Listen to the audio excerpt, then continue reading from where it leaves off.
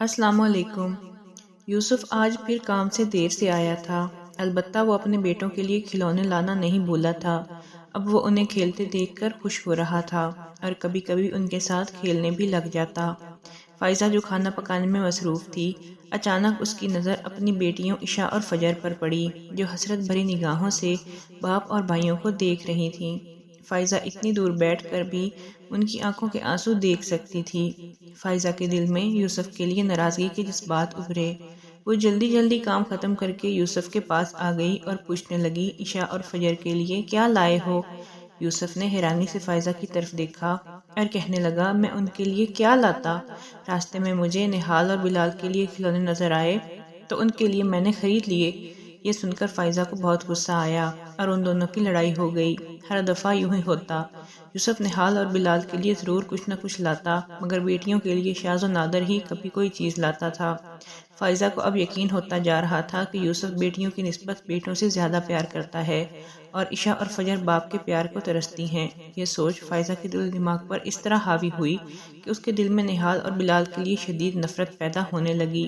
وہ بلال اور نہال سے نفرت کا اظہار کرنے لگی تھی، لیکن یوسف کی وجہ سے چپ ہو جاتی۔ یوسف فائزہ کے اس رویے سے سخت پریشان تھا۔ اس کو سمجھ نہ آتی فائزہ بچوں کے ساتھ ایسے کیوں پیش آتی ہے۔ فائزہ کے دل میں خیال آیا، اگر نہال اور بلال نہ ہوتے تو یوسف اپنی ساری توجہ اور محبت عشاء اور فجر کی طرف دے گا۔ اب وہ ہر وقت یہی سوچتی رہتی اور ہر کام غائب دماغی سے سر انجام دیتی۔ فائزہ کی مسلسل غائب دماغی کی وجہ سے یوسف نے اس سے بات کی کہ ایسا کیا مسئلہ ہے جس کی وجہ سے وہ پریشان ہے۔ وہ ہر دفعہ بات ٹال دیتی۔ ایک دن یوسف کام سے گھر واپس آیا تو اسے گھر کی فضا میں عجیب وحشت محسوس ہوئی۔ اس کی دنیا لٹ چکی تھی۔ وہ صبح صحیح سلامت نہال کو چھوڑ کر گیا تھا اور اب صحن میں وہ مردہ حالت میں پڑا تھا۔ سب سے حیران کن بات یہ تھی کہ فائزہ کی آنکھوں میں غم کی بجائے ایک وحشت تھی۔ ابھی وہ اسی صدمے میں ہی تھا کہ چند مہینوں بعد یوسف کو اپنے 4 سالہ بیٹے بلال کی اچانک موت کی خبر ملی۔ یوسف کو یقین ہی نہیں آ رہا تھا کہ اس کے دونوں بیٹے اس دنیا میں نہیں رہے۔ وہ ہر وقت اسی سوچ میں مبتلا رہتا تھا کہ اس نے ایسا کیا کیا ہے جس کی اسے اتنی بڑی سزا ملی ہے۔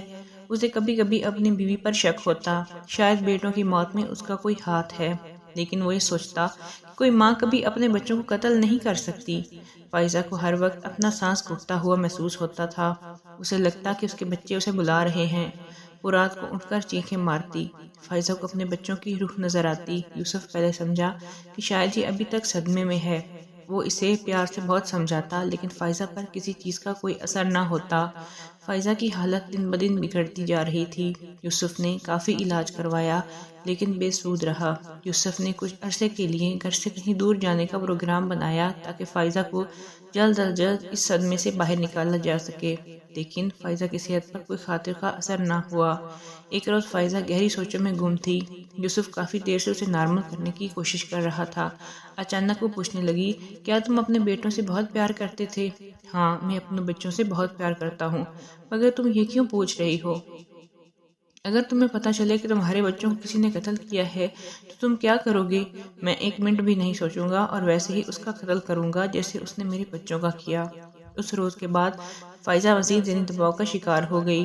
اب وہ ہذیانی کیفیت میں اپنے بیٹوں کو یاد کرتے ہوئے ایسے باتیں کرتی جن سے یوسف کے دل میں پھر شک پیدا ہونے لگا۔ ایک دن یوسف معمول سے جلدی گھر آ گیا۔ فائزہ ایک اونچے ٹیلے پر بیٹھی ادھر ادھر دیکھ رہی تھی کہ اچانک اس کی نظر عشاء اور فجر پر پڑی، جو اپنے باپ کے ساتھ کھیلنے میں مصروف تھی۔ یہ دیکھ کر فائزہ کو خوشی محسوس ہوئی، ساتھ ہی ساتھ اسے اپنے بیٹوں کی شدید کمی بھی محسوس ہوئی۔ اسے ہر جگہ نہال اور بلال کی آوازیں اور شعلے نظر آنے لگے۔ اسے اپنا دماغ پھٹتا ہوا محسوس ہوا۔ اس کا سانس بند ہونے لگا۔ یوسف کی نظر اچانک فائزہ پر پڑی۔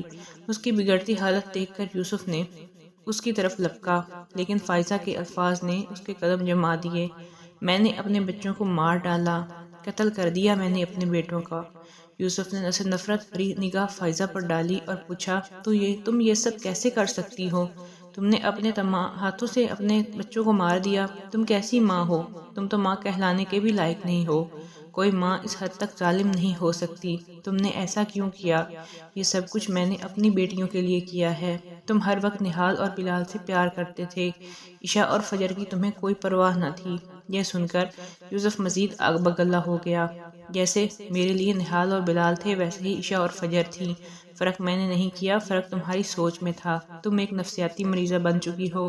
میں اور میری بیٹیاں اب مزید تمہارے ساتھ نہیں رہ سکتے۔ آج تم نے اپنے بیٹوں کو اپنی بیٹیوں کے لیے مار دیا، کل تم اپنی بیٹیوں کو کسی اور کے لیے مار دو گی۔ میں فجر اور عشاء کو لے کر ہمیشہ کے لیے تمہاری زندگی سے دور چلا جاؤں گا، اور اب تمہاری سزا کا فیصلہ عدالت کرے گی۔ وہ فائزہ کو روتی چیختی چھوڑ کر بچیوں کے پاس چلا گیا۔ مزید اچھی ویڈیوز کے لیے ہمارے چینل کو سبسکرائب کریں۔